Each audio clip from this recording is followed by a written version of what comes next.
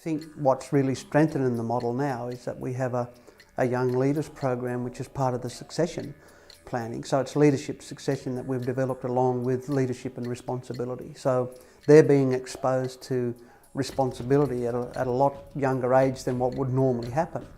And we're finding that young people they're just as dynamic and just as clever and mature about things that they're confronting in the same way that the more mature structures like the Regional Assembly are. So we have a model that's fairly well underpinned now by young people coming through.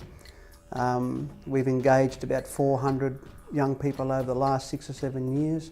120 of those have gone on to university to get the skills to come back and live in their community.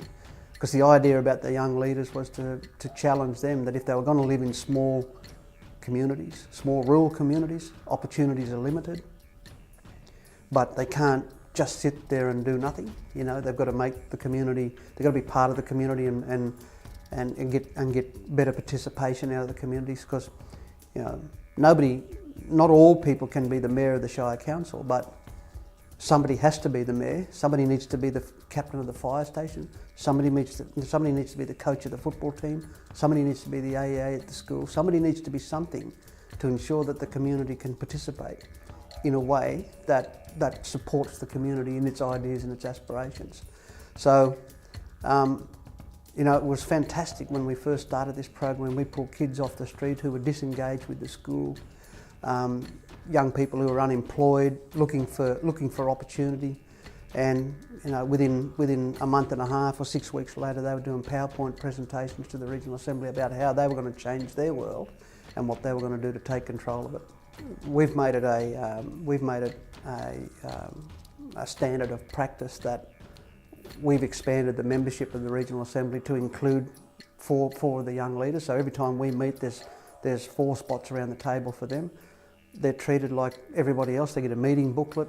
They get paid TA, or the equivalent of what everybody else gets paid. I might add all this participation by people is voluntary, so no one gets paid a sitting fee or a salary to do anything.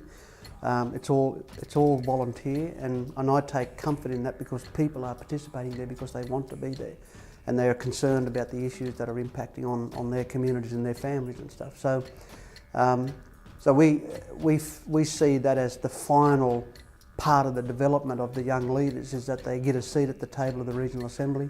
They're participating in the decision-making process.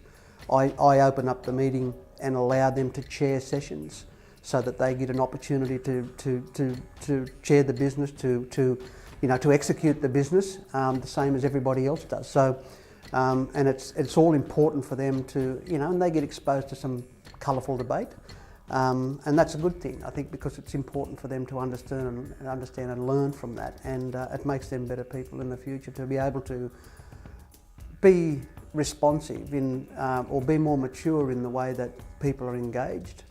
They can make really measured responses and mature responses to things, because they've had the experience on how to deal with it, and don't just chuck their hands in the air and walk away from it.